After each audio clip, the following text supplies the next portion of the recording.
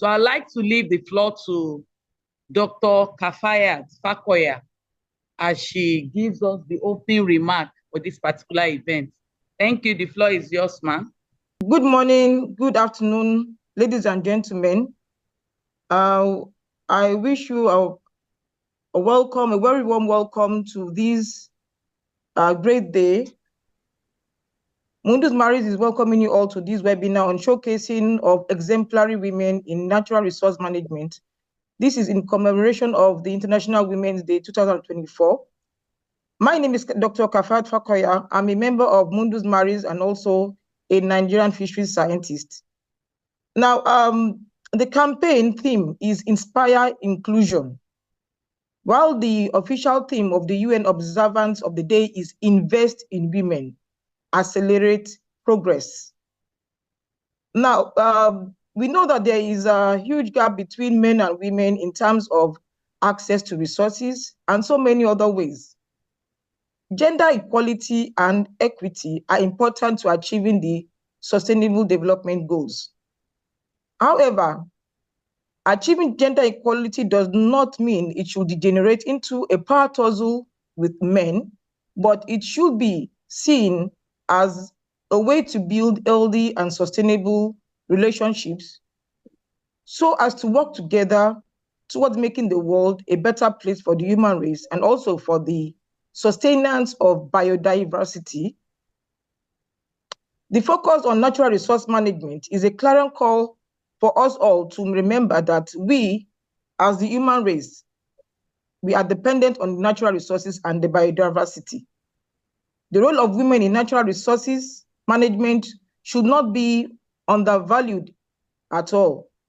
An example of where women are doing so well in natural resource management is the shell fisheries of the Gambia, where a women's group named Try Oyster have been given the exclusive right to manage and harvest swaths of mangroves for oyster. This is one of the rare occasions where women have become stewards of the mangrove forest. They have been involved in reforestation and have even among them made a closed harvesting season. Therefore, there must be rational consumption and utilization of our natural resources for their sustainability. In commemoration of this great day, Mundus Marines identifies with advocacy and actions to promote inclusion of women and girls in sustainable agriculture and food security, actions that support women and girls into leadership, decision-making, business and STEM, and women's economic empowerment. We are presenting women who, by virtue of their professions or livelihoods, are directly or indirectly engaged with utilization of natural resources, and they are here to give us a glimpse into what they do, their experiences, dealing with challenges, and how they harness opportunities. The output from this webinar, we hope, will be rallying points for policymakers to take note of the areas that could be used as entry points for interventions to accelerate women's empowerment and equitable participation in decision-making for sustainable management of our natural resources. So with this, ladies and gentlemen, our dear viewers, all our guests, I declare this webinar open with our presenters taking the floor. Thank you. Thank you so much, ma'am. Thank you. Thank you. Yeah, so we are going to be, I want us to listen attentively as we play the video for this to commemorate this particular day. Good evening, everyone. Good evening, ma'am. We are all good. Yeah, so here is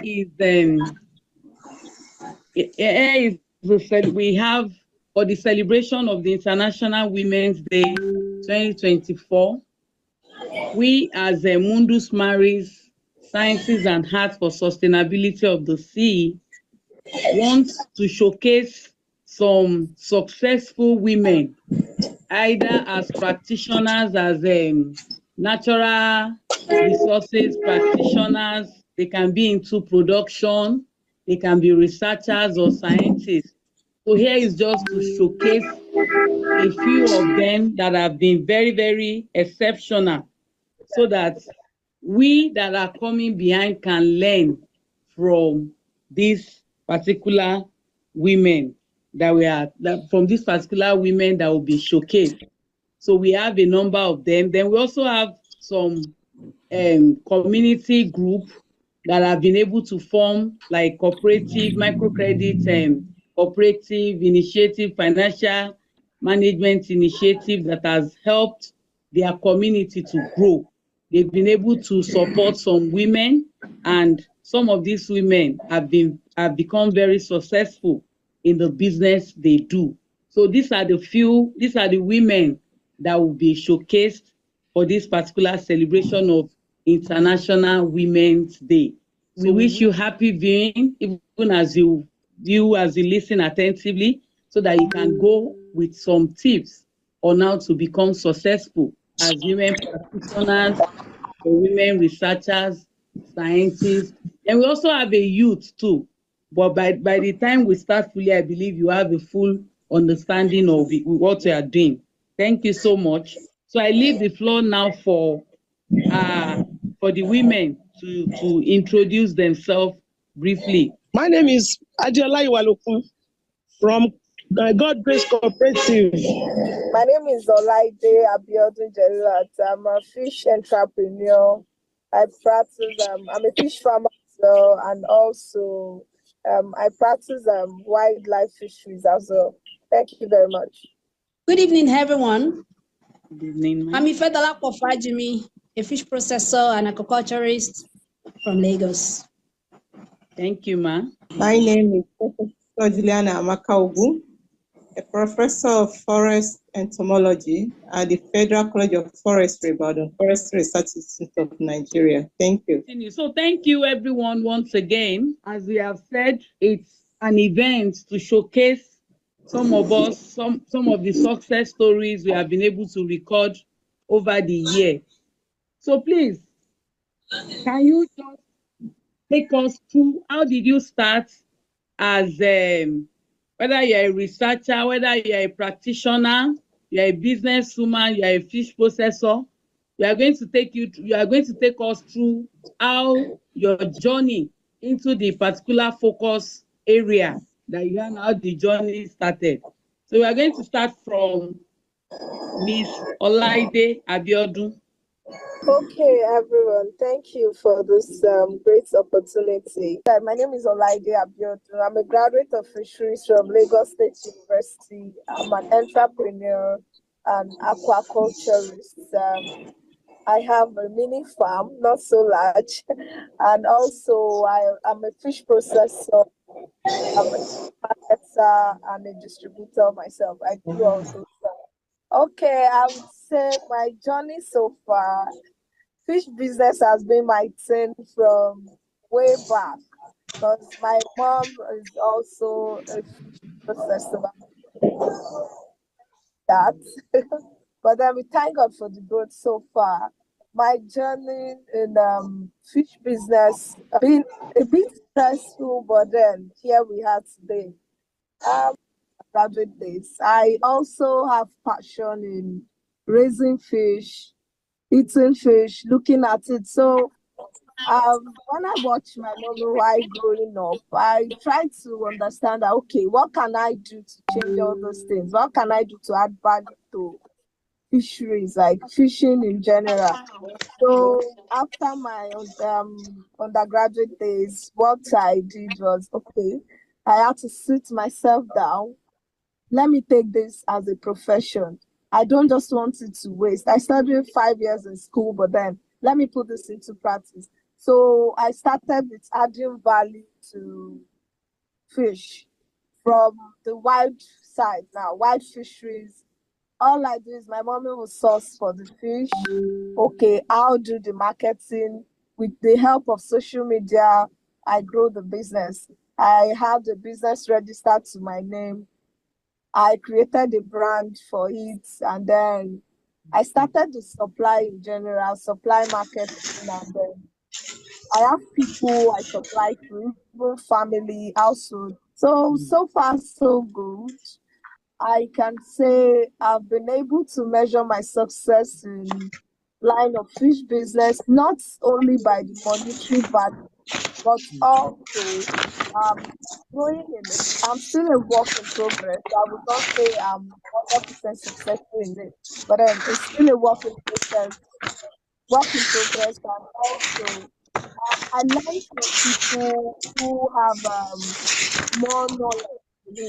Fine, knowledge is not nobody capable of knowing it. So we learn everything with the help of social media, attend different trainings. That's how I say I've been able to keep up to date facts and figures in business. So thank you for that, ma'am. Thank you so much. Thank you so much, my dear lady. Thank you. We appreciate you. So can we have Auntie Dolapo Fajimi take us through how you started your journey into your role, and you can also tell us some of the successes you have been able to record thus far. Thank you, ma'am. Okay. Thank you. That's all for me. I would say I become a fish processor by association, and then maybe accidentally, kind of. So I'll explain the two. By association, because I'm married to a fish farmer. So that's the association side of it. Because I'm married to a fish farmer. Of course, fish below, as an undergraduate, I studied agri-economics, and we just had a little introduction, in year 2, fisheries and wildlife and all of that. So being able to help younger people, especially the underserved, the youths, and women in the society, to see that this is a business that is viable, this is a business that they could do and is profitable. You could live responsibly in fisheries, within the fisheries value chain. We've been able to train women and youths, helping them to see the light in aquaculture, helping them to find a value chain they are comfortable with, to run either as a business owner or as an experienced hire in an existing organization. So that, and the other that is close, at looking at fisheries, I draw inspiration from coconut a lot. I look at coconut back then when coconut was still as small as 100 naira per piece. You can imagine the number of products that has been created from coconut. And I look at it, if coconut that is as cheap as 100 naira back then could give birth to products this much, then fish that is of much more worth should be able to give us valuable products too that people will love. And that's what has helped us, at our business, to be able to create a lot of value-added products from catfish. And currently, we have about 10 value-added products that we have created from catfish, and we still have a few more in the pipeline that we have not even launched at all. So that's why I will say for now. Thank you. Thank you so much, ma. Thank you. Thank you. But maybe as a follow-up, can you say, because I heard you mention that you one of the value you've gotten from this particular business is that you're able to tell youth that are coming behind that it's a viable business. So I put it to you, I'm asking you the question that, do you think that fish business as you practice it today is really is it giving you as much value that you desire? So can you really find a way maybe of telling people that are coming behind that, okay, fishery business, if you have products, maybe fish products that you have developed, or fish products that you have added value to, it can really be a source of viable income to you as a youth. So I just wanted to yes. Sure, yes. Okay, so maybe I should just say this about myself. So before dabbling into fish, I was in the corporate world. I was doing banking precisely. I was a relationship manager in one of the commercial banks. And I have this policy. Whatever it is I'm going to do, I look at it. Will this thing be able to give me the kind of livelihood I would have had if I was doing something else? And I say, whatever it is I'm going to do, I will do it in a way that my colleagues that were together 20-something years back, I will see them and be ashamed of what I'm doing. And sincerely, I can tell you categorically that person, fish business, fish value chain has given me what I love to be. And colleagues, even back then in the bank, they still see me. I still relate with them. Even my colleagues back then, some of them are professors now, some of them are doctors, and they'll be like, oh, Dolapo, you are doing well. And it gives me joy. Because if it was just blasphemy, they wouldn't have said that. We still see, we meet in forums and they're like, oh, I'm happy for you. So if people that are doing maybe what we could term as better, they could say, I'm doing well. And they could say, I'm happy for me. Fine. It doesn't mean I'm where I want to be. It doesn't mean I've achieved all I would have wanted to achieve in life. But the truth of the matter is, I'm happy doing what I'm doing. And we encourage youths with this to say, see, your possibilities are limitless with aquaculture or with fisheries, whatever it is. It's just for you to first see and then you can have it. Thank you. Thank you so much. Thank you. Can we have you, Professor Hugo, tell us and just share briefly how your journey into your role started and what are the successes you have been able to record thus far? Thank you, ma'am. I've already introduced myself. Talking about my success story, how I started. I read zoology in my first degree, and then I was privileged to find myself to serve in the College of Forestry, Ibadan, after which I was retained, and that gingered me to further for my postgraduate studies, where I obtained MSc in entomology, and I moved ahead to go in for my PhD, and I got my PhD in forest entomology.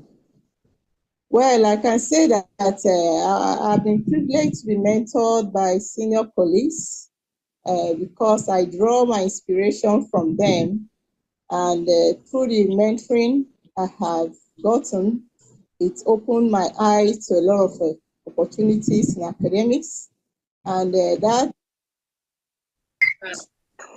for various fellowships and grants for research, of which, to the glory of God, I've recorded some progress in some of my applications. Actually, I've been celebrated or been granted a fellowship by different organizations. The notable one among them is Shiloh Foundation, Faculty for the Future Fellowship. I'm also an award fellow and a Center for Development Innovation, Netherlands Fellowship. And I've gotten a lot of grants for research, and all these opportunities expose me to really fast track my career. And over my stay in the institute, I've always gotten my promotion. And then I can say that to the glory of God, my efforts was rewarded recently to the promotion of Professor of Forest Entomology in the Forestry Research Institute of Nigeria. It has been a good experience because younger scientists continue to look up to me. And what has actually helped me is that I set my goal, and in setting my goal, I try to achieve my goal by being resilient in whatever I do. As a career woman, you have to make extra efforts trying to make things work. Put your home front first, because if the home is not at peace, there is nothing you could achieve. And then it's all about drawing your timetable. Time management is very important as a career woman. When there is time for you to work, you do your work. and face it squarely to achieve whatever you want to achieve. And then trying to make sure that everything at home, your children are in good condition, so that whatever or wherever you are, you should have peace of mind. And then trying to also make sure that you get all the support from your spouse, because they are the pillars.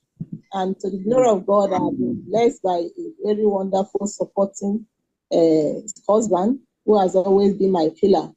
So many a times you need to travel out of the country. Like recently, I was away for almost 2 years when I went for my postdoctoral research.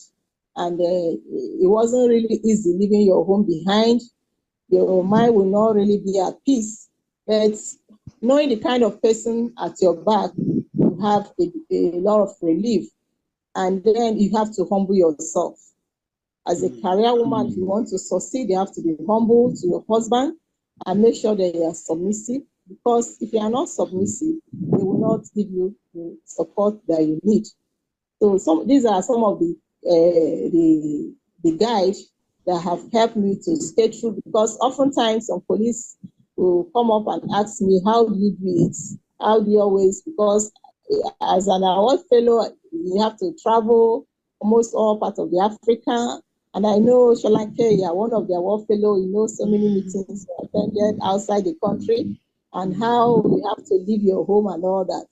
So you have to really prepare ground and hand everything to God. If you are a child of God, you have to pray to God and commit everything to God, and God will always see you through.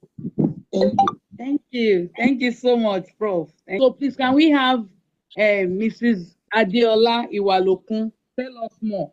So how did the journey, how were you able to set up the Oore-Ọ̀fẹ́ group, and how have you been able to sustain it over the years? The floor is yours, ma'am. Thank God for the success. And now we are now a successful businesswoman in our community. If not because of this cooperative, we won't be able to do anything. Because people, all women in this environment, we are the suffering of capital. We don't have enough money to do business. Some go for the microfinance banks. They borrowed money from them. But at the end of the day, they cannot even account for the money they borrowed. But one day, OFPEC, humanity, they came to our environment. They call us. They came to our Olori. They told Olori that they want to see all the women in this environment. And Olori call all the women together. They want to see us in this center. I said, for what, ma? And Olori told me that maybe they want to give us money. As people hear about the money, they jumped into that center. I said, give us money for our businesses. It's good. Let's go there. We people go there. As we reach the place, they told us that they don't want to give us money because they have been giving them money before. They lavished that money. They didn't use the money well. But now they want to teach us how to raise money by ourselves. And I say, okay, sir, how can we go about it? And they teach us, they lectured us how to raise the money. They say we should be doing cooperative on our own. We should be gathering money every week. So after gathering the money, we now be borrowing ourselves. I say, like how, sir? But is it much or small money? And they told us that the money will be small and it will be big. But let's start it with the small amounts. Let's start with 100 naira. But in a week, we start with 100 naira. But the passbook they will give us, it will be 5 boxes in each passbook. I say, okay. I say, you can pay less. You can pay 100 naira at least. But at most, we can pay 500 naira in a week for each person. But let's start it like that. But after, I will say, okay, and we put charges. They tell us to put charges. And they ask us, how much charges can you put in your distance? I say, okay, because we are the owner of the money, let's start with 3% charges. They say, okay, 3% is okay. And we still have social fund, which is 50 naira we are paying. That one is compulsory for all the members. And they say the member should be 25 or 30. We should not be more than that. We say, okay, we started the cooperative. They gave us the passbook. We started it with 100 naira. And we are paying 500 naira. Each person pays 500 naira every week. When we calculated the money, we say, we say the money, oh, say, look at this money. We raise the money, oh. How can we share the money? They told us that if we want to share the money, we should check our passbook. We should check the money that each person have contributed. We should times it into 2. We should give it to the person. I say, this times 2 will not be enough for us. Let's look at the money very well. Let's calculate all the money that we have at hand. After calculating the money we realize is much. I say, okay, we will not give it to everybody. Let's give it to 2 or 3 people. We share the money. We give them 30,000. But let's start it with 30,000. But you will pay the charges for that 30,000. No? The 30,000 you will pay it for 3 months. The charges for 3 months is 3%. Is 1,500 naira. Is for the 3 months. So if you fail to finish your money for that 3 months, you will pay another charges again. That's how we started the cooperative small. For the first year finished, because it's every year we calculate all the money we realized and all the money that all our charges money, we calculated everything together. We now share the money among ourselves equally. We are not sharing it equally. We are sharing it according to the money you have it in your boxes. Are you getting this, ma'am? So the second year, we still continue and we sat down. People say this 100 naira is not enough. Let's increase it 200 naira. I say this idea is very okay. Let's increase it. We will increase the money to 200 naira, and the boxes is now 200 naira. You can pay at least 200 naira, at most 1,000 naira, because that box is 5 boxes in the passbook. So we started like that too for the second year. And the other people still join us. Before we are 30, we are now 55. And we say, we are 55, we are many. Let's share our group into 2. We share the group into 2. So as we share the group, we put another group in another day. We put our group in the day that we used to do the meeting. So as we are doing it, people are enjoying this because we still increased our money from 30,000. Some are collecting 50,000, some 70,000. If you look at it that you are a good person, you used to pay your money regularly. We increase your money to 100,000 naira. That's how we have been doing till today. As I'm telling you now, one woman came to me. That woman has been suffering. They have been harassing that woman. Say, what happened to you? He said, you want to go and buy fish. They will not sell fish for her because of the lack of capital, lack of money. Why now? Come and join our cooperative. You will enjoy it. I said, you have cooperative? I said, yes, we have it. And the woman came to our cooperative. I introduced her to Mommy Olori. Mommy accepted her. Mommy said, okay, let her join. In our cooperative, we don't used to give outside our money like that. But because of that woman, I begged them. They gave her money to go and restart again. But today, the woman has been praising us in this cooperative way. Thank God for this cooperative.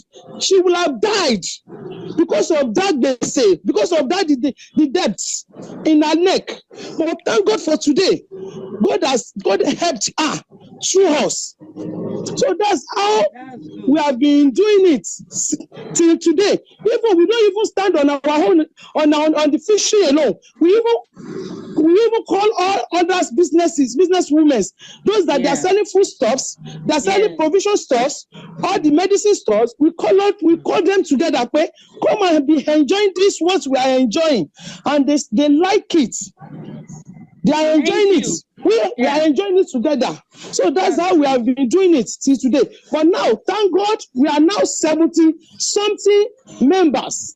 In the From cooperative. 30 members, That's good. we've increased to 75 members in that That's group. We good. have group A, group B, group C in our That's environment now. And people are doing fine. Their business are moving forward. That's They good. are enjoying the businesses. No lack of money, no lack of where I don't have money to do business. That one is cancelled in our environment now. We That's thank good. God for what He has been doing. That's what I will say for Thank you. now. But Fifi, before you pause again, please, do you collect any guarantee from all these women when you borrow We don't them? collect guarantee. Good. We don't collect any guarantee. How are you able to ensure? Briefly, tell us how you have been able to ensure that people don't default. You understand that people don't carry the money of the cooperative and run away with it. They don't run away, because the money that we have given ourselves is our money. If you run away, you have money in our hands, because we will look at the money that you have in our pockets before we can give you any money. So they don't used to run away, because we are the one that gathered the money together among ourselves. That's so good. they don't even have the mind of running away. That's good. Thank you so much. Thank you, ma'am. Please, once again, we are going to take this particular question through every one of us. So, Laide, what are the challenges that you have encountered while doing your business, while you have gone into the fish business, just as your mommy before she left it to you? So, what are some of those challenges that you have encountered? All right, thank you so much, Dr. Sholanke. I would say the major challenges I'm still facing right now, area of logistics, because I don't have my own logistic company. I still badge with people who own a logistic company. I book ahead of deliveries. So most times, when I book those, you know how logistics is in Nigeria, you know how riders do. Sometimes they made away with your items. Sometimes they get it delivered late to particular clients. So most times I do some errands myself. Days where I don't go for my official job, I run the logistics myself, or I pay extra in getting those goods delivered, especially when it comes to fresh fish, because I deal with white fisheries too, not just aquaculture fish. So logistics is the main part, and also in the area of aquaculture, because I also farm. I go to farm, like I sort myself, I do all sorts of things myself. When it comes to harvesting, I face challenges with those market women. So there was a particular time where a guy came to buy fish from me, and he needed about 1 ton, but the guy came in dubious way. He wanted to dupe me, thinking because I'm a woman in fisheries and in aquaculture, I do the harvest myself. So he thinks he could make away with about 500K. That day it was a bit terrible, but thank God I realized that action in time, and I corrected it. I made him drop all the fish, and he paid for what it took. So those are just gender bias in terms of the aquaculture side, and then logistics. Those are just the two major things I face, two major challenges I face. Because also some marketing strategy though, like putting out my items, my processed fish, like smoke products, putting it out to what's it called, to all those malls, all those all those window shopping sites and everything. I stopped doing that. Someone advised me to do that, but then I stopped the first time I made when I supplied a particular stock of smoked catfish, and they called me back after 3 months to come and pick it from the shelf because of the shelf life. There was no buyer for it, and most of the fish were damaged due to human factor. They were pressing, checking the size and everything, prices. So let me just say, in general, the logistic aspect is the major challenges I face in this business. Every other thing are just they are just by the way. Thank you so much. So, Auntie Fedolapo Fajimi, what are some of the challenges that you have faced as a fish processor? Okay, so for me, starting out, my major challenge then was capacity. You know, sometimes some people want some products, and you know that using your current production capacity, you are not able to meet it up. And maybe they are probably not willing to give you the time. You know, if the capacity was there, you probably, what you would have done maybe once, you may need to break it down to smaller, you know, into more tranches to achieve it. Some people would not want to wait, you know, give that time. Maybe they probably don't have that time too. So sometimes you lose some businesses because of the capacity, lack of capacity. Another challenge we had or that we faced in doing this business is, you know, like I said, we train. So a lot of times some people want to come in, you know, maybe like, for example, a school may want to give you like 30 students at once and all, and we don't have facility to accommodate that number. You know, sometimes the schools, some schools find a way to work around it. They may say, okay, let's break them into batches, say a batch of like 4 batches, 5 batches, just to make sure everybody comes around. Some others will be like, oh no, we don't want to break our students into batches. We just want them to come at once and all. And we don't have the capacity to accommodate that large number of students at once, you know. Then sometimes having these students it may really be a burden at times, because you see, even though they are not paid, but you know, we give them stipends and all, and it may really be tough because currently it's just a form of CSR that we run, and it's not like it's funded, except maybe once in a while when we have a few organizations, maybe some humanitarian organizations funding the students they are recommending. So most times we are doing that for free, and you see, it may really be sometimes, not all the time, that you are very, very buoyant as a business to accommodate, but then because it's something we have committed to, we keep doing it. So those are major challenges, you know, that we've experienced in the past. Our products are not in shops, so we don't have issues. So where do you sell your products if they are not in shops? Nice question. Nice question. Yeah. So, well, we sell like every other place except shops. Except when I mean shops, I mean malls. So basically, the number one place where we sell online. Good. Then so we even sorry for interjecting you. You are answering some of the challenges that Laide raised by saying that when she supplies shops and malls, sometimes they will call her back after 3 months, come and pack. So Laide, I hope you are listening. You can continue, ma'am. So initially when I started out, a few people recommended shops, and I think the last shop I did, I told myself I was not going to do. I delivered products, and in 6 months I didn't get payment. And I've gone there like how many times to ask for money.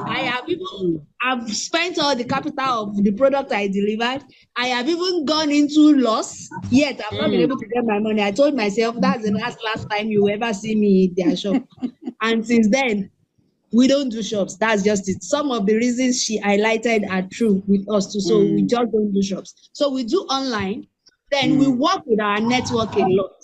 I believe so much in networks. I believe so much.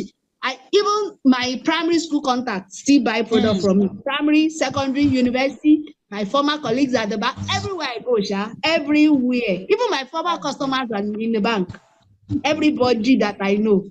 Once I know you have joined my network, I'm sure that people even on this call that buy from me.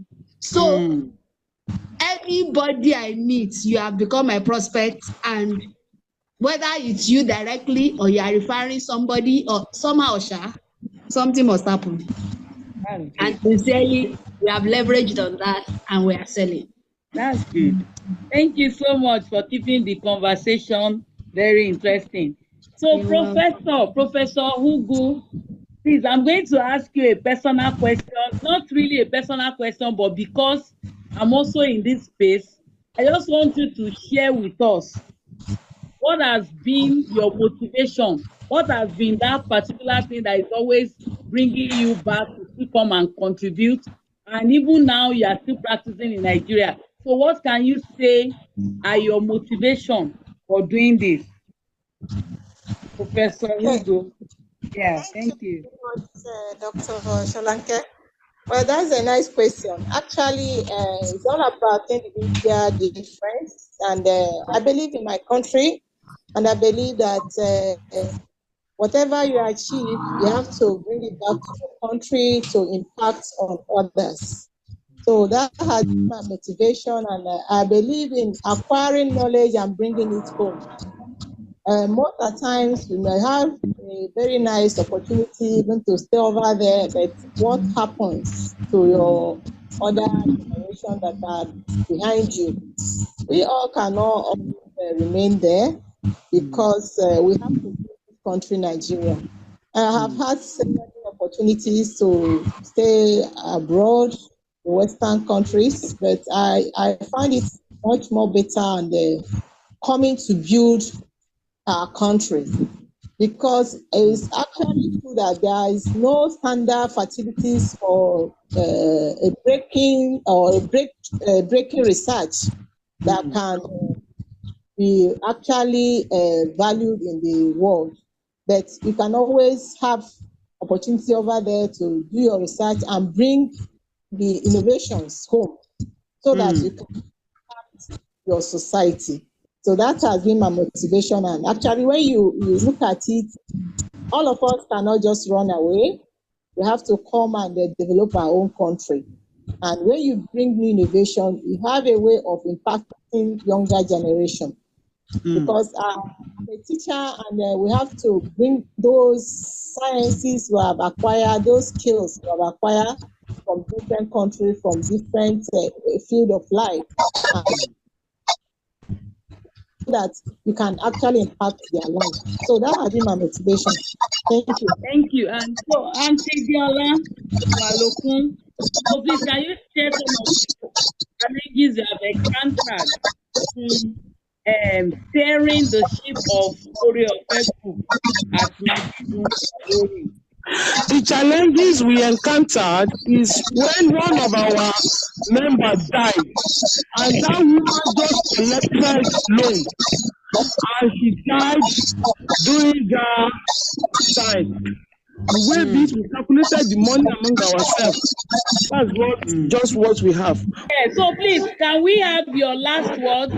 My advice for them is that before you will succeed in this life, you must have cooperative that you will join so that you will be able to have money for your businesses. Professor Ugu, your last word. Thank you. Is to believe in themselves, to always set their goal and pursue their goal to achieve their goal. Thank you so much, Prof. Thank you. Auntie Dolapo Fajimi, your last words.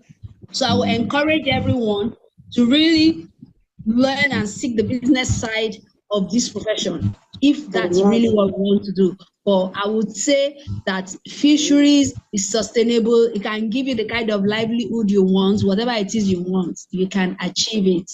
Thank you, Auntie Dolapo. I think we have Olori. Olori, maybe to give us a background, Olori is actually the chairperson, is the president of that particular cooperative. But she released her secretary, who is Sister Mrs. Deola Iwalokun, to speak for her. So Olori, any kankan láti sọ, ma? Èmi ni Olórí Solomon ní ìlú Májídùn Àwórì. Ẹgbẹ́ Oore Ọ̀fẹ́ èyí tí a dá sílẹ̀ látọwọ́ OPEC yẹn, àwọn ni wọ́n mú wá fún wa. Ìgbà tí wọ́n dẹ̀ mú wá, mo gbà á, a ṣiṣẹ́ lé lórí, mo dẹ̀ pa àwọn èèyàn mi. Ṣùgbọ́n nǹkan tí mo rí ńbẹ̀ ni wípé àsìkò COVID, a ní àwọn challenges ní àwọn tí wọ́n gbowó tí COVID lù mọ́ wa lọ́wọ́. Ṣùgbọ́n Ọlọ́run bá wa ṣe, a ní sùúrù fúnra wa, fi ọgbọ́n ẹ̀mí Ọlọ́run mo fi ṣe, mo fi tò ó. Wọ́n san owó, a rí àwọn owó yẹn gbà, a ti bẹ̀rẹ̀ látòrí 30,000, nísìnyí àti ìbádórí 150, wọn ò dẹ̀ sá lọ, wọ́n san àwọn owó yẹn padà fún wa. A dẹ̀ ń fi ẹ̀mí Ọlọ́run àti sùúrù a fi ń bára wa lò.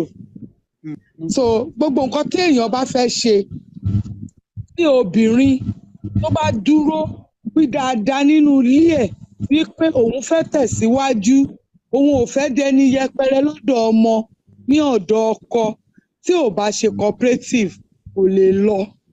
Cooperative ló lè yanjú ọ̀rọ̀ ẹ̀. Thank you so much. So, Auntie Laide, can we have your last word as we round up the session? All right. Thank you so much for the great opportunity given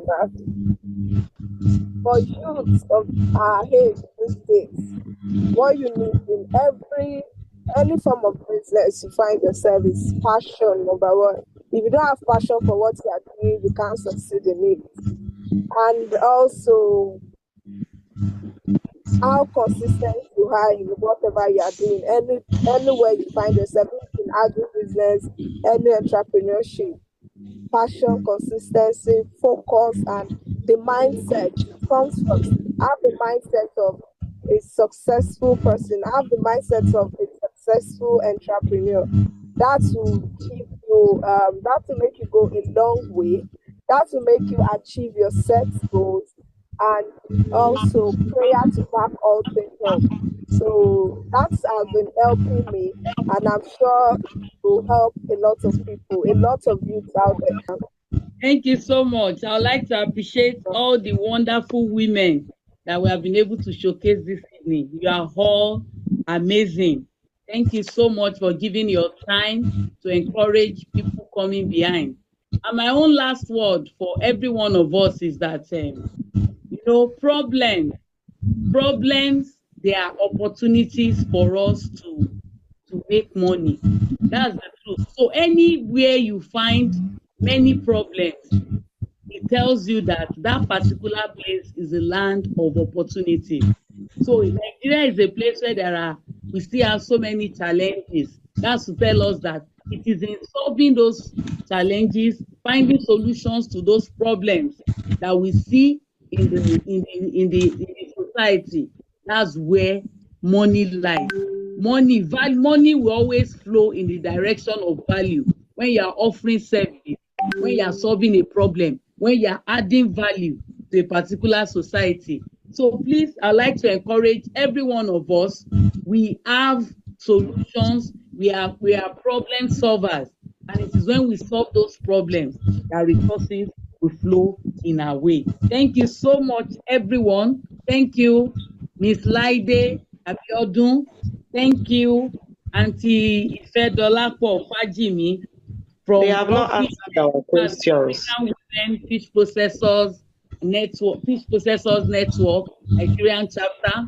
Thank you, my amazing professor, Juliana Amaka Ugu. That's a great professor. Thank you so much for giving us your time. Thank you for being committed to this.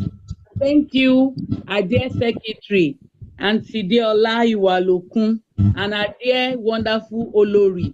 Thank you so much more for everything you have done today. We appreciate you. God bless you. For another time, I believe we'll still come your way. Another time. Thank you. Till then, stay blessed.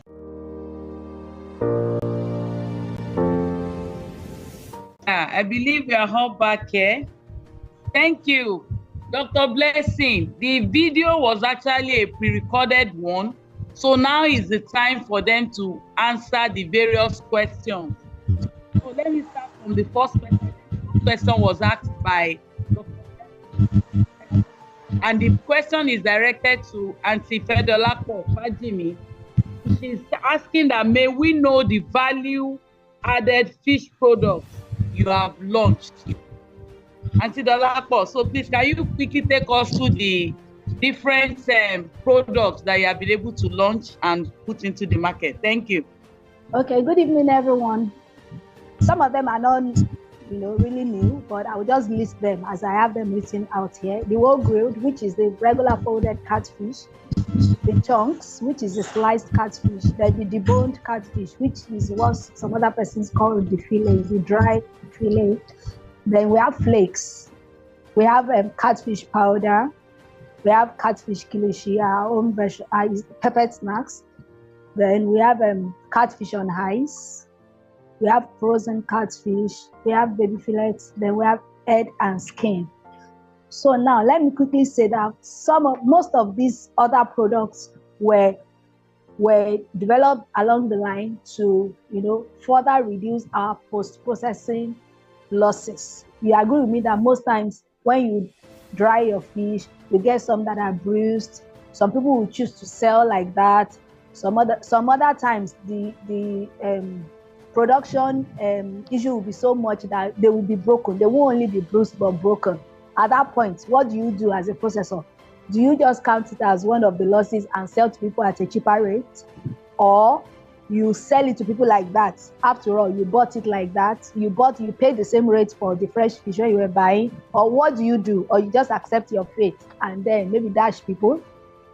Well, for us, our response to those kind of situation was creating of some of these products, like the flakes, the deboned, the powder, and the baby fillet, then head and skin. Those were our response to such issues. And then frozen catfish was a response to glut and the fact that farmers were not really getting real value for their products, and then the products are getting to the end users at very high prices, and then fish could not be available all year round. So the frozen catfish was a response to that. Thank you. I think I've been able to answer Dr. Blessing's question. I don't know. I think I'm Thank you. So, as if some other questions are also directed to you, and Yes. somebody also asked that, did you create a platform for your customers and prospects for easy access to them? Okay, so this is what I did. Okay, so like I said, in the bank, I used to have like a broadcast list. Like I have a list of all my customers' emails, phone number. Being a relationship manager, I reach out to them periodically to greet them and find out what business we are expecting. So it was the same model I deployed immediately I came into Fish. I gathered all the contacts I could gather as per the ones I have, phone numbers, whatever, and I started sending out broadcast messages to them. I don't have any platform, maybe a community. Sincerely, it's long overdue, but I don't have, and I'm running without the community. But then I have broadcast lists that I've been able to categorize to, okay, maybe people that buy, people that have not bought, people I knew. Maybe if I attend an event and I collect some contacts at that event, I could categorize them to say so person, so events.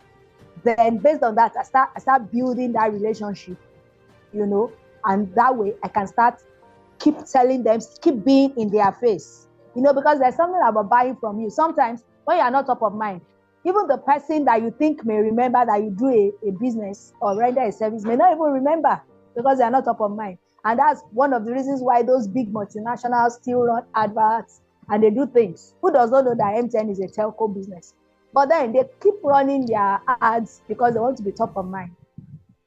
So I try to reach out to I call them contacts, prospects. I reach out to everybody regularly. Sometimes it could be like spamming. And some of them, when they tell me, oh, I appreciate if I don't receive this, we remove them from the list immediately. And that way, we've been able to stay top of mind. And when they have a need, they remember to reach out. Then, Mrs. Square, I've started answering your questions. Then, yes, as much as possible, tell us the extras. As much as possible, I try to network, meet new people, because the truth of the matter is you can't stay on just 1 or 10, 100 customers. They won't buy every day. So does it mean if you have sold to your 5 customers, then you are done for the month? No. So you have to create as many as possible. At least if you have 2,000 customers, out of the 2,000, if 5 buys today, maybe another 5 may buy tomorrow. The 5 that buys today may not buy until another maybe 3 months or 1 month or 2 months, depending on how much of it they consume. So you just have to, your cabal has to be large enough so that you can accommodate people that will not buy every day. And of course, who says you can't have customers that buy every day? If you have local restaurants, booker, cafeteria owners in your network, they can buy every day. So, but the bottom line is that your pool has to be large enough. Then the other thing is, of course, follow up with periodic and regular messages so that I will be top of mind. Then, of course, we try to also maintain social media presence and do the bits we can do from there. Then attending trade events, networking, whether offline or online. Then just keep prospecting anywhere, church or mosque, wherever, market. As anywhere there are humans and you have analyzed them, you think they fit into your customer persona, just talk to them. They may not buy that day, but at least they already know what you do. And then you can exchange contact or something. Then you start it off from there. So those are the extras I think I do. You're welcome. Thank you so much. Thank you so much for that, for those responses that you have given. So please, there is a question for the cooperative, that's the Oreofe group. People want you to elaborate more, Auntie Deola, on who are the people that got you initiated into this cooperative society, into formation of the cooperative society. I think you mentioned UPED. So can you tell us more about the organization? Thank you. Good evening, everybody. Good evening, ma. Concerning this cooperative, ma, I believe that this cooperative is for those that they can cut their clothes according to their clothes. Are you getting it, ma? Yes, I'm getting it. If you cannot cut your clothes according to your clothes, because some people used to cut their clothes according to their size, they cannot meet up with us. But if you can cut your clothes according to your clothes, you will meet up with our cooperative. Likewise, the same thing in other cooperatives. If you cannot cut your clothes according to the clothes, you may not be able to meet up. That's why people are not meeting up with them. That's why people have. That's why people are they are doing business as if they don't know how to do business. If you say you want to join cooperative and you cannot take your eyes from material things, you won't be able to cope. Are you getting it, ma? That is the reason why, yes, before anybody can join our cooperative, we will say that person is good to have material things. But for you to have material things, you will have focus on what you want to be. Because if you start on material thing, you will not be able to meet up with all these things. That's the reason why we are there. They know what they are doing.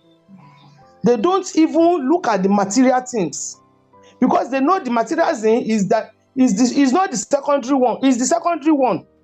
But the primary one that we people we need is the money to do the businesses. And we thank God for those that they are joining us, all the fisheries, all the market women, those that are selling different things. They are enjoying these cooperatives because of what they are saying in the business, in the cooperative. Thank you so much. Thank you so much. Yeah. Thank you. So please, do we have any other questions for any of these women that have been showcased? Do we have anyone? Do we have any other question? Yes. So for the cooperative woman. Okay. So who manages the purse for them? Who manages the purse for you, ma? Is it among you? Or is it that among you, do you have accountants, people who keep records, or you have an outside, a third party that helps you to manage the purse, the portfolio? No, the portfolio is with our leader. but another person holding the key. The key is not with the leader. Is one person that holding the key. Leader is the one that holding the portfolio. So we don't have access to the money except we are gathering together. We don't have any access with the money except we people gather together. Okay, so what I want to know now, the money, the cash itself, does the person put an account? Sorry, did you create an account for the money or the liquid money? Did you get the question? The money itself, is it that there's an account for that money in the bank? We don't have account. The money within you. You don't put it in a bank? Yes, even though somebody else holds the key. That's what I want to know. Is the money in the bank? Yes. It's not in the bank.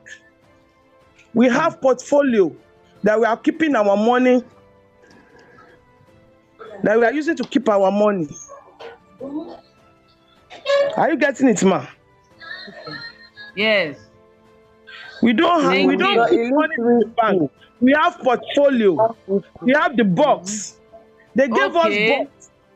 If you look at our picture very well, on that table you see the box there. Portfolio. We have one portfolio on the table. That's where we used to keep our money. Okay, ma. That's good. All right. That's good. Thank you. Because we used to give out every month. Hello. Hello, ma. Yes, ma. You can ask. I wanted to ask one thing I'm interested in. How did she get the initial idea to start a cooperative? Those people that came to train them. That's what I wanted to catch, please. Thank God for asking that question. Those people that came to teach us is off-pec. We call them off-pec, humanity. Humanity. They came to each environment, look at what they happen in the environment. So as they came to us, they look at what we are lacking, and they enter through that thing. They know that we are lacking money. So that's the reason why they came in. They don't used to give men. It's only the women that they are dealing with. They don't deal with women. Women, clap for yourself. You are very good managers. So they came to us, they said we don't used to deal with men, but we are dealing with women. That's the reason why, and we know all your problems. We know they know that money is our problem because they know that we have power to do business, but the problem we have is the money. That's why they came for the first time. They gave them money. They gave them money for the first time they came. And they shared money among themselves. I wasn't there that time. Thank you. But later when I joined them, they trained us how to raise money by ourselves. Sorry, I have a question for the cooperative. Can you hear me? Yes, ma'am. Yes, we can hear you. We can hear you. Okay, I'd like to know your membership. Who are the people that it comprises of? Is it for women, the people that are selling fish, or people in the value chain of fisheries? Or it doesn't matter what you do.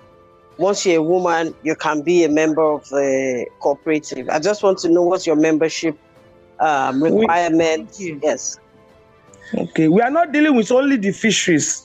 We are dealing with all the women that have businesses. Are you getting it, ma'am? Yes, thank you very much. Yeah, that's what I wanted to know. So your only requirement is that they have to be women. Yes. Okay. So please, we have the time we have now is for the different collaborating organizations to speak briefly on the organization. And first on the list is our dear mommy, Professor Stella Williams, to speak on Mundus Maris, Sciences and Arts for Sustainability of the Sea. You have the floor, Mama.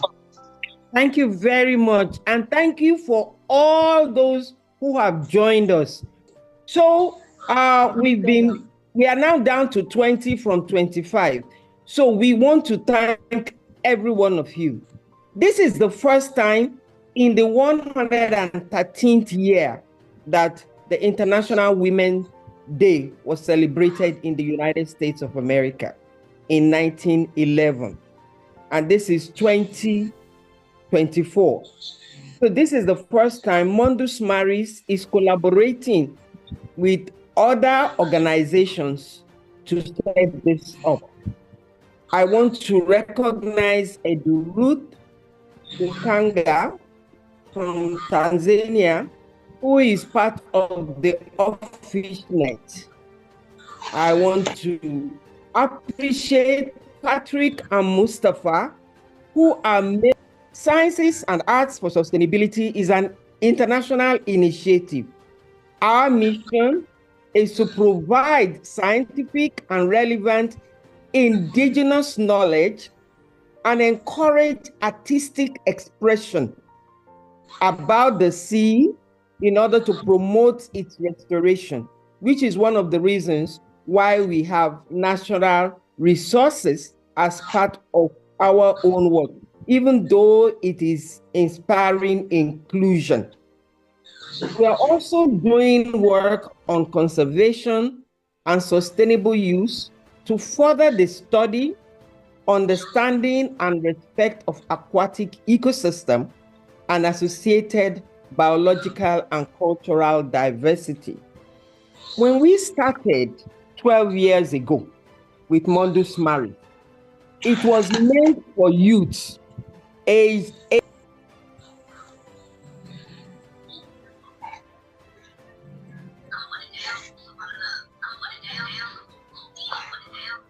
Mommy, you are muted. You are muted, ma. Can you unmute? Okay, Yeah. In the last 4 or 5 years, it has now moved away from just a youth organization to an intergenerational organization where we are having older people sharing their knowledge with the young people.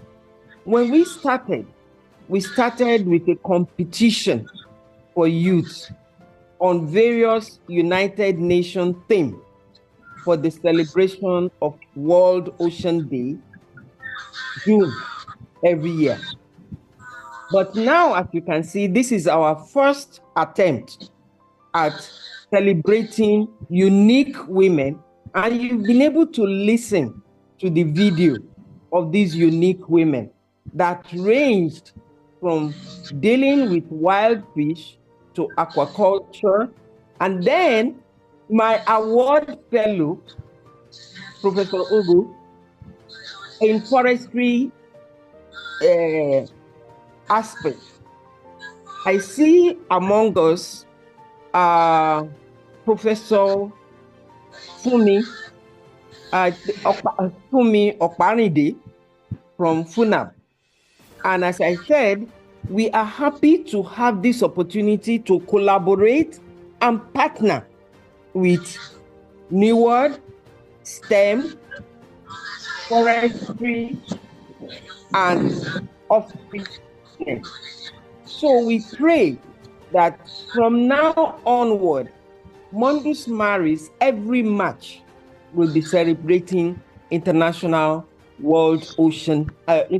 Women's Day, along with the World Ocean Day. I was given just 5 minutes to be able to talk, but my email, I will write on the chat my email so that anyone can get in touch with me and ask more questions that they want. We already have our president of Mundus Maris also here, Cornelia Nawem. She will speak later. Thank you very much, Dr. Abiodun Shulanke.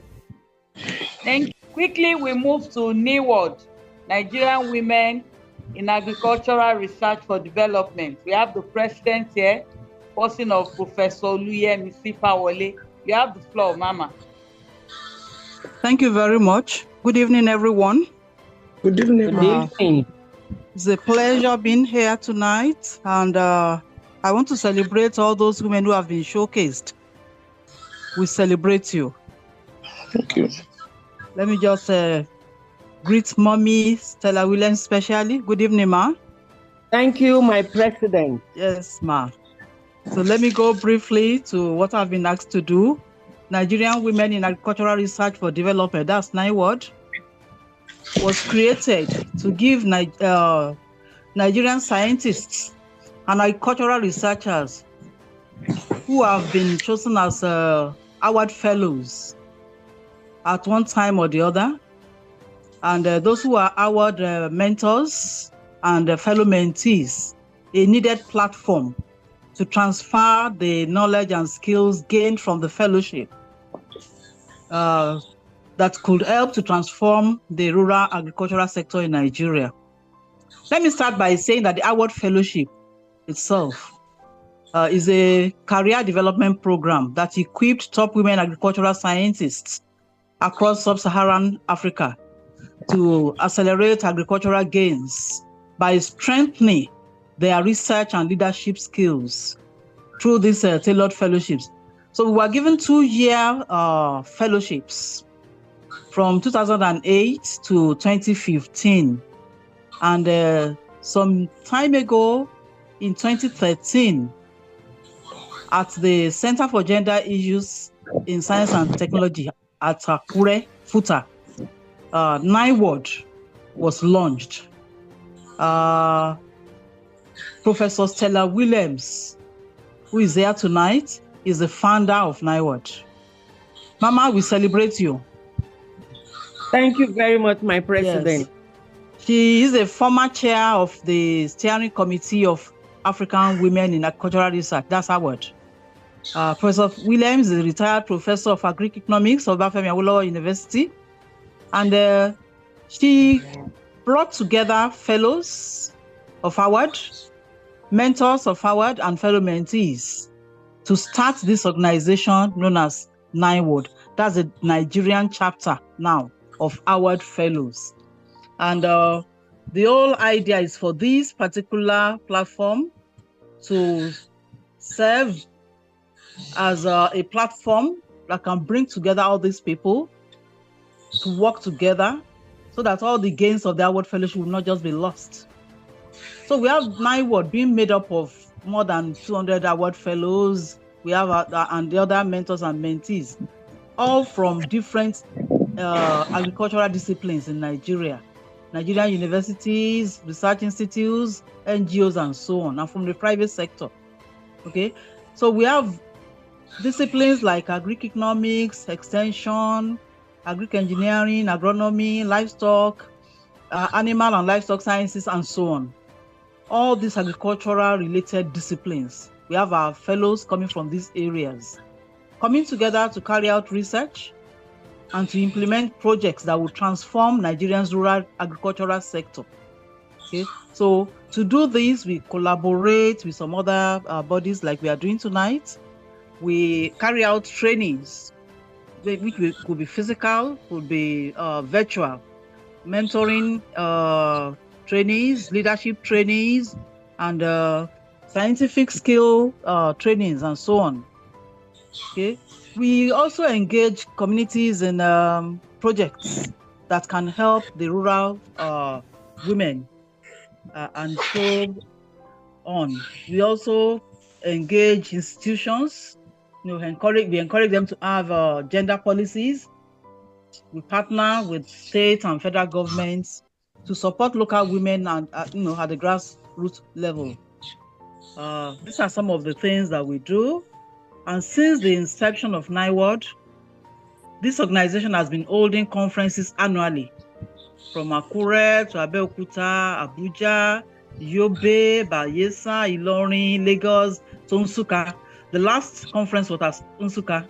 We had 2023 conference at Nsukka to commemorate the organization's 10th year anniversary.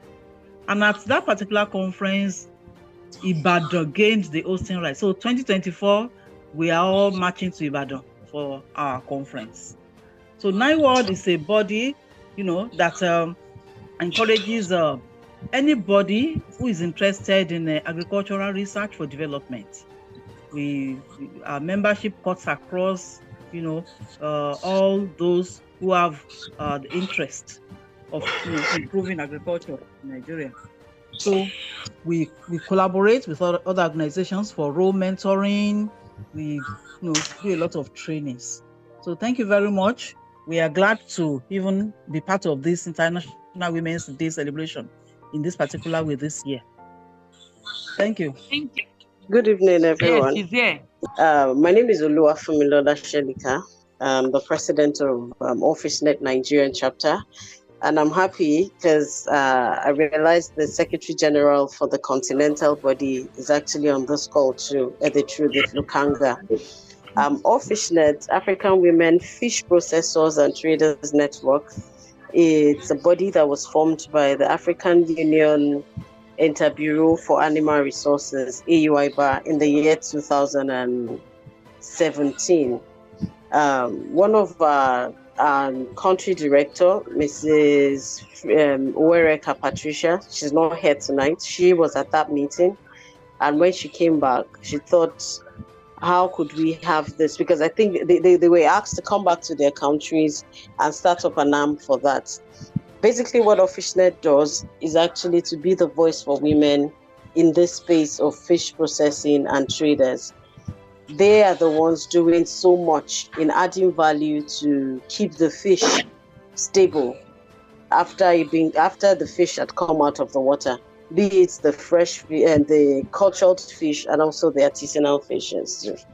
So, and they realized that their voices are not being heard. They had a lot of challenges going for them. Nobody was speaking for them. They were not being looked at.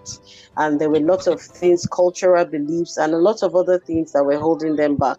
So that was how OfficeNet came to be. And I'm glad to say today that OfficeNet is in 44 African countries. Nigeria is also well represented. And really, that was why I asked I'm trying to remember the name of the cooperative now. That was why I asked them if it was a fish cooperative, so that we could find a way to collaborate with them. And what we're really big on as OfficeNet Nigeria is actually capacity building for other women. I don't want to call them the rural women, more like, because right now nobody is rural anymore. We all have a bit of education that could actually place us on a pedestal. We can speak English, we can understand, we can read, and all of that.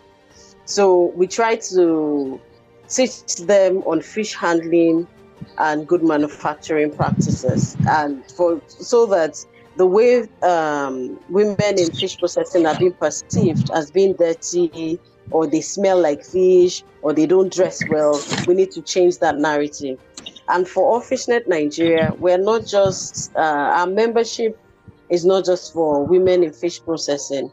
We have the researchers, the academics, we have the fish producers, we have the processors. We actually cut across all the value chain, the marketers, the distributors. And once you have something you're doing in fisheries, as a woman, you qualify to be a member of OfficeNet, because together we believe we can go far. And whatever challenge one of the value chain is having actually cascade down.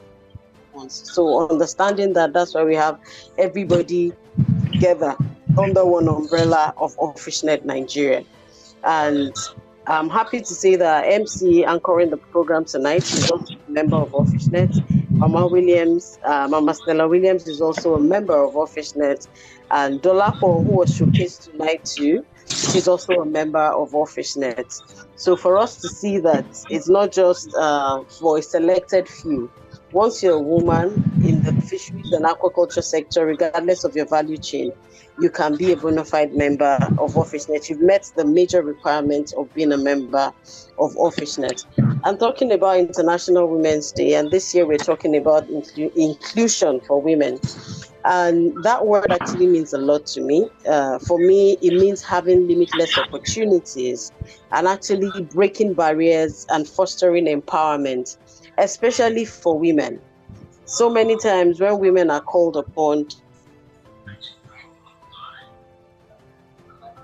we don't match up, or we might not be able to take on the responsibility that we are saddled with. And over the years, I've learned that as a woman, you can achieve whatever you want to. There's a potential in every one of us that we can make impact and also help to uplift others, no matter what it is. From the definition of that cooperative, they saw that women are actually going through a lot to get fundings, to expand their business, or to actually continue their business. And so they came up with an idea to uplift each other and to help one another, rather than having to go through the banks and all of that. So really, that's what the woman represent for me. We have that, it is inbuilt in us. So it's not something we have to go and learn. And the more that we express ourselves, the better we all be. And together we can form a formidable force that can actually help us achieve our aims and what we all want to see women doing in bigger places. So thank you so much for this time. Thank you. MC. Thank you so much. Well, thanks for the opportunity to listen to these very interesting remarks and descriptions, and to the explanations about the various forms of organizations that are putting women forward and helping to overcome sometimes very deep-rooted prejudices or obstacles. So that, I think, was a very important and inspiring event. Also being reminded of the exemplary work of NiWARD that Professor Stella Williams helped to found and set in motion. I was reminded of a recent string of publications that highlight the great importance of nutritional values of wild caught fish, and the role of women in food security, and through reduction of post-harvest losses and making available affordable, high-quality food to many people. I think these are perhaps basics, but they are extremely important in times of widespread overfishing, both in inland waters and in the sea. And they underline also why it is very important to team up together for gender equity, but also for the protection of nature, because that is where women excel, where they can play out all the strengths we have heard about today, and that will generally ensure that we retain reasonable living conditions on this planet and be able to cooperate well among each other. I think here is the year of 10-year celebration for the voluntary guidelines to assure sustainable small-scale fisheries and annexed professions in the context of poverty eradication and food security. And I think we have heard a lot about what is worthwhile celebrating, but we have also heard things that still need to be done. So let's continue teaming up so that these guidelines and the underlying human rights principles, including gender equity, really get practiced and supported by governments, private sector, and everybody around. So I'm really looking forward to a lot of continued collaboration, that we go from strengths to strengths. And I take the occasion to flag one little thing which we are developing right now, and that is role play and some of the colleagues who are working in schools and universities or research centers may be interested. For the young people they are educating and forming, this role play is about bringing forward the opportunities of protected areas in the land and in the sea, so that nature is restored to full productivity, so that the women have it easier to do their jobs, and we are better able to cope with the many challenges, including climate change and so on. We are developing this role play with many different characters, under the premise that we are inviting through the role play everybody, including those of opposing or different types of perceptions or positions, to common solutions and move forward, rather than being opposed to one another. See what we have in common and how we can all gain for a healthy ocean and healthy land, so that many of these aspirations voiced today can be realized. Thank you so much, and look forward to further interaction and collaboration. All my best wishes, and thank you particularly also Ayajesu Tomi Abiodun Solanke for organizing this so nicely and moderating us so that we have this interesting conversation. Thank you so much to everybody. Thank you, ma. Thank you, Ma. Thank you so much. She has been a wonderful mentor, an encourager, and a wonderful supporter. We appreciate you too. Thank you so much, Solanke. First of all, I want to appreciate our mommy, the NiWARD founder, and also celebrate everyone that was showcased tonight. I'll be talking about NewSTEM. The NewSTEM is Network of Nigerian Women in STEM. STEM stands for Science, Technology, and Engineering and Mathematics. So this network was formed in Nigeria by the Schlumberger Faculty for the Future Fellows. All the Nigerian women that have gained the fellowship came together to form this body with the aim to reduce gender gap in STEM by promoting enrollment of women in STEM field. Our mission and NiWARD. I'm also a NiWARD member and an award fellow.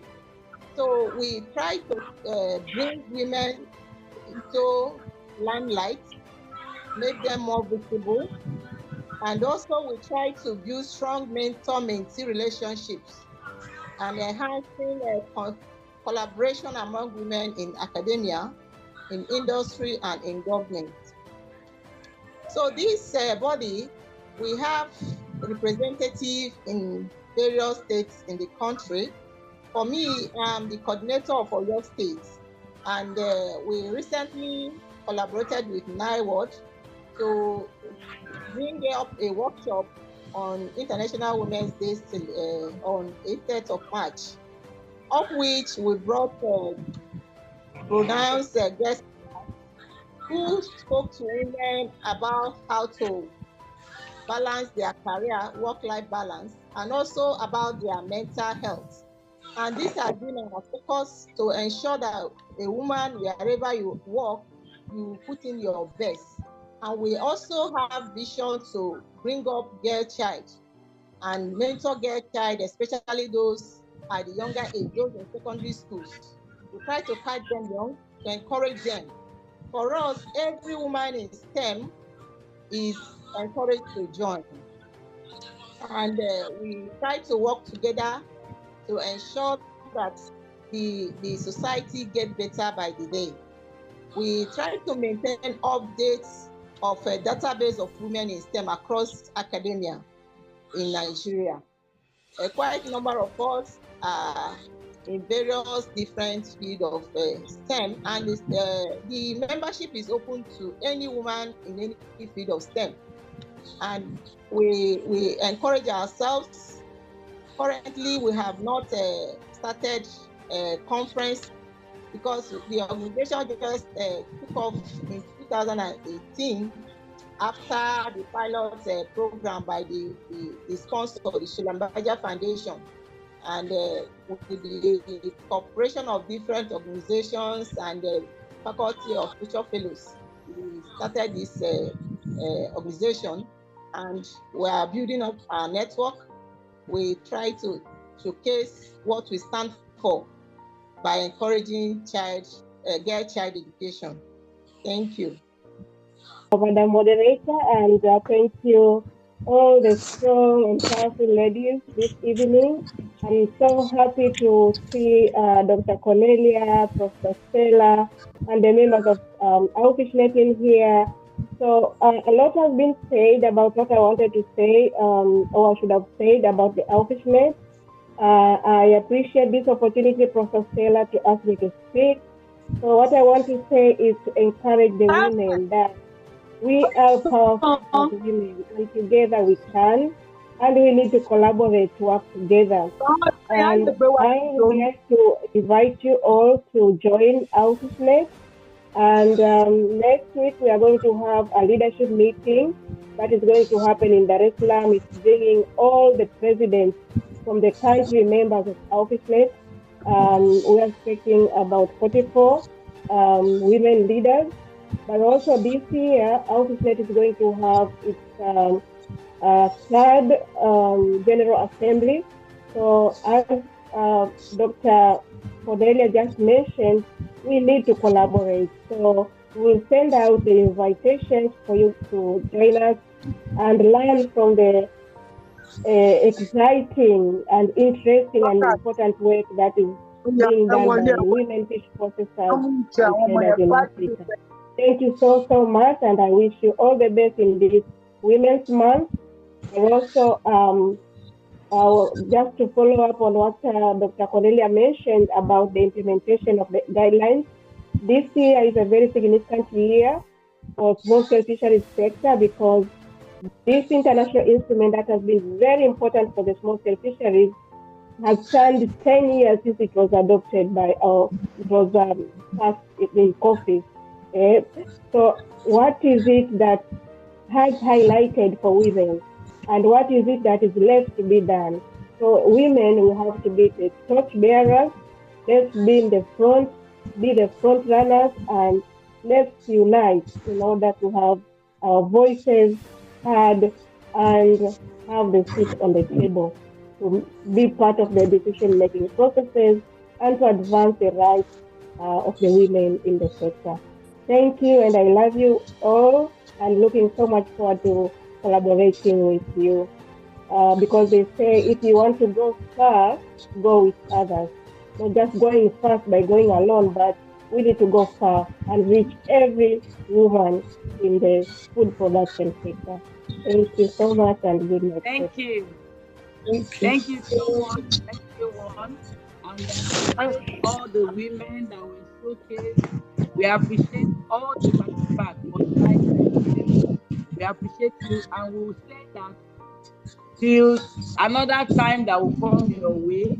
We hope you will stay blessed, stay lifted in all the areas of natural resource field that we have. Thank you, everyone, and God bless us for joining tonight.